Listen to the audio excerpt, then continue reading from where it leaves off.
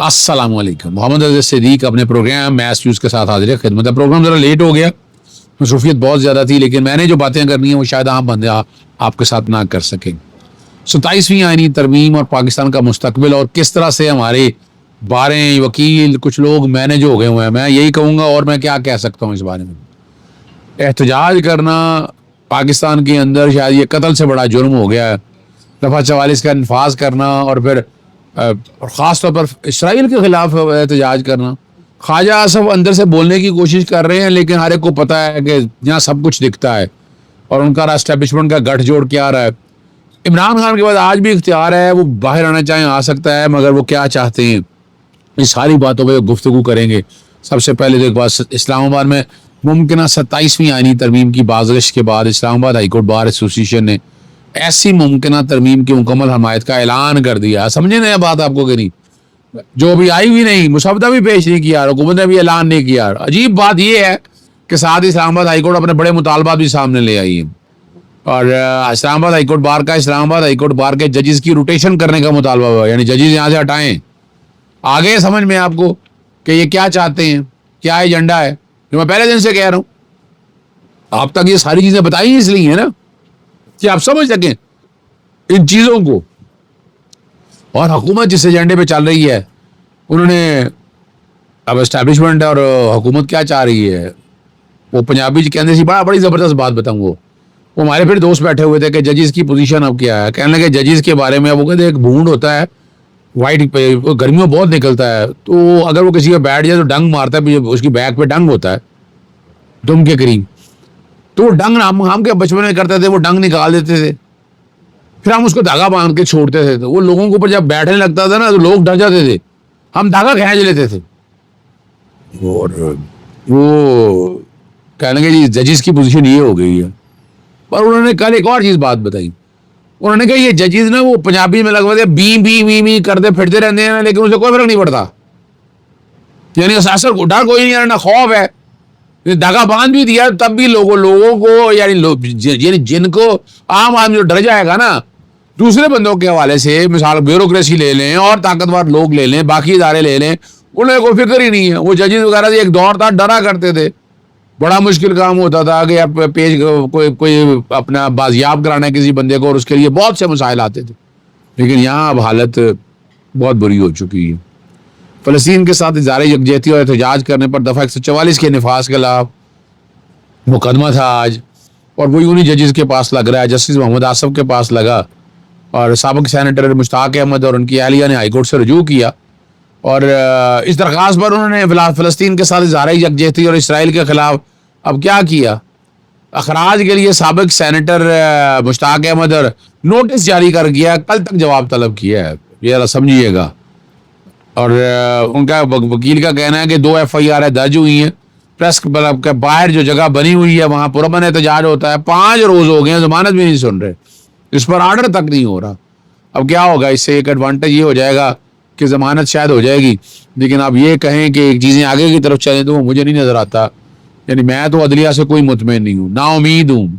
नाउमीद से मुराद ये आवाज़ तो हम उठाते रहेंगे और हमें उठाते रहना है, लेकिन इस अदलिया से आपको एक बेहतरी की उम्मीद समझे, वो तो मुझे नज़र नहीं आता कि इस अदलिया से बेहतरी की उम्मीद है। ख्वाजा आसफ बोल पड़े, उन्होंने कहा जी मेरे सीने में बहुत कुछ दफन है, मेरा मीटर घूमने तो मैं कह देता हूँ। हमारी 2 नस्लों ने इतनी सियासत नहीं की जितनी बाजवा साहब ने 5-6 साल में की। जरा सुने, जनरल आसिम मीर की तैनाती से कबल नया पैकेज तैयार करके हमें देते थे। ख्वाजा आसफ कई जराइम कबूल कर चुके हैं, जिसमें एक तो कल ही उन्होंने फरमा दिया कि समंडियाल इंतखाबात में फौज की फतह हुई।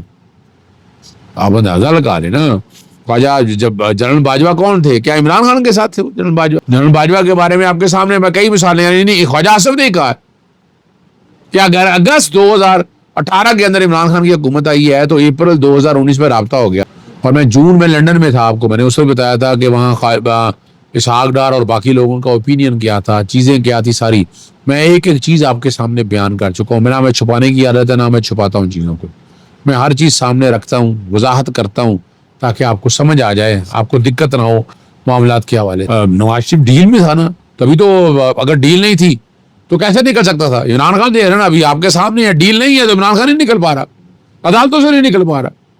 और उस वक्त का क्या है, उन्हीं अदालतों ने बाकायदा 50 रुपए के स्टैम्प पर उसको बाहर भेज दिया। आपको ये रिकॉर्ड के ऊपर चीज़ें मौजूद हैं جو سمجھنے کے لیے بہت ضروری ہیں. ہمیں صاحب نہ سمجھنا چاہیں تو ایک علیحدہ بات ہے. اس کے بعد ہم نے اسی پارلیمان میں دیکھا 90 دن میں الیکشن نہیں ہوئے. میں بار بار ذکر کرتا ہوں مخصوص رشتوں میں کیا کیا, سمبل لے لیا, کاغذ نامزدگی کے ساتھ ہوا, فارم 45 اور 47 کا کھیل کیا ہوا, وہ آج بھی چل رہا ہے, ضمنی الیکشنوں میں بھی چل رہا ہے. تو یہاں کی اسٹیبلشمنٹ بہت طاقتور ہے, کوئی ٹھہر نہیں سکتا. جو اسٹیبلشمنٹ کے ساتھ چلے گا, مرضی کے ساتھ چلے گا, اسے ہی آسانی ہے اور کسی کو آسانی نہیں ہے. ثنا یوسف کا تعلق اپر چترال سے تھا اور وہ مشہور سماجی کارکن تحریک تحفظ حقوق چترال کے سرگرم رکن یوسف حسن کی صاحبزادی تھی. کل اسلام آباد میں ان کا قتل جو ہے وہ آپ کے سامنے ہے کہ وہ کر دیا گیا. اور عامر مغل کے مطابق وہ بتاتے ہیں کہ جس تھانے میں حدود میں قتل کیا گیا وہاں کی police Tehreek Insaf labour wing کے ضلعی صدر ملک کلاجدہ داد اور ان کے بھانجے ملک شبیر کو منشیات فروشی کے جھوٹے مقدمے میں چلان میں مصروف تھی. اور اسلام آباد میں قتل ہونے والے ٹک ٹاکر ثنا یوسف کے قتل کے مقدمے میں اہم پیش رفت کیا ہوئی ہے. سی سی ٹی وی اور دیگر شواہد کی بنیاد پر ملزم کی شناخت کر لی ہے. گرفتاری کے لیے ٹیمیں تشکیل دے دی گئی اور ٹک ٹاکر کی نشست آبائی علاقے چترال روانہ کر دی ہے. اور تازہ ترین کے اطلاعات کے مطابق ملزم سے اسلحہ اور موبائل بھی برآمد کر لیا گیا ہے. مقتولہ کا دوست نکلا جس کو غیرت کے قتل کے نام پر چھپانے کی کوشش کی گئی تھی. اور پنجاب اب لگتا ہے کسی کی باپ کی جگیر بن چکا ہے, جو پنجاب میں جو چاہیں ظلم روا رکھیں اور جو چاہیں روایت کی آئیں, جس کو چاہیں نام دے دے. راولپنڈی میں ایک فلائی اوور کا عید کے بعد افتتاح کیا جائے گا اور فلائی اوور کا نام نواز شریف فلائی اوور ہے. کبھی یہ تختیاں لگا لیتے ہیں دوسروں کے پروجیکٹ پر اور کبھی اپنے ناموں سے افتتاح کرتے ہیں. عوام کا پیسہ آپ کے سامنے, یعنی جاتی نہیں ہے, کیا مذاق میں آیا. 60 صفحوں کے اشتہارات, بہت سی باتیں ہیں. اور آج پیکا کے قانون کے جو چیلنج کیا ہے اس کے تحت کیس کی سماعت تھی اور جسٹس فاروق اعظم صاحب کے پاس سماعت تھی اور جواب کوئی دے نہیں رہا. آج جواب فائل کیا ہے, پھر لیٹ ہو گیا ہے اور کیس جو ہے اب چھٹیوں کے بعد چلا جائے گا. یہ اسی طرح ہی لٹکا رہے گا. یہ حالات آپ کے سامنے, ہم تو کوشش کرتے رہتے ہیں کہ چیزیں آپ کے سامنے رکھیں, حالات اور واقعات آپ کے سامنے رکھیں, باتیں آپ کے سامنے. پیکا قانون میں جتنے ایف آئی آر درج ہوئی ہیں, جو معاملات آئے ہیں سامنے, وہ پوچھتے رہتے ہیں, بتائیں پہلے کتنی درج ہیں, بعد میں کتنی درج ہیں. مجھے پوچھا گیا, میں نے ان سے ڈیٹیلیں مانگی, ڈیٹا مانگا, میں نے ساری چیزیں کی کوشش کی. لیکن آگے بات کی طرف چلتے ہیں. حامد میر کا ایک انکشاف ہے کہ یہ عمران خان کے اختیار میں ہے. اب سنیے گا کہ جب چاہے وہ باہر آ سکتا ہے. 2 سالوں میں عمران خان کے پاس 3 دفعہ موقع بھی وہ باہر آ سکتے تھے. خاص طور پر 26 نومبر 2024 کی شام 3 بجے سے لے کر شام 5 بجے کے درمیان جو ٹائم تھا, شرط رکھی گئی تھی کہ 2 سال تک سیاست نہ کریں. اب یہ بات تو طے ہے کہ عمران خان نے ڈیل کی ساری شرائط رد کر دی اور اس طرح کے سارے امکانات مسترد. میں بار بار کہتا ہوں عمران خان کو گارنٹر کی ضرورت نہیں ہے. گارنٹر تو باقی اس سسٹم کے بچانے والوں کی ضرورت ہے. موجودہ حکومت کو گارنٹی کی ضرورت ہے کہ کوئی ان کی گارنٹی کو سنتا ہے, کوئی دیکھتا ہے یا نہیں دیکھتا ہے. نصرت جاوید کی ایک بات پہ خبریں چل رہی ہیں کہ روسی صدر پیوٹن اپنی قوم سے خطاب کرنے والے ہیں. نظر بظاہر اگر اس وقت جنگ بند کرتے ہیں تو ان کی اپنی قوم کے سامنے ایسی کیفیت ہوگی جیسے مودی صاحب اپنے عوام کو جواب نہیں دے سکے کہ آپ نے جنگ بند کیوں کی. پیوٹن کس منہ سے کہتے ہیں کہ وہ جو چھوٹے ایٹمی ہتھیار کی دھمکی دے چکے ہیں. ہمیں دو ہی تابکاری کا پتہ ہے, ایک ہیروشیما اور دوسرا ناگاساکی. روس اس کا جواب دے یا نہ دے, لیکن برطانوی جو باتیں ہیں نا ساری, وزیر اعظم نے خود کو تقریباً حالت جنگ میں ڈکلیئر کر لی ہے. اگر پیوٹن تلملا کر بول پڑے ہوئے بھرپور حملہ کر کے یوکرین کو نیچے لگا لیتا ہے تو مودی بھی اس طرح کا سوچ سکتا ہے. یہ بات یاد رکھنی ہے آپ لوگوں نے, پتہ ہونی چاہیے, آپ کو سمجھ آنی چاہیے.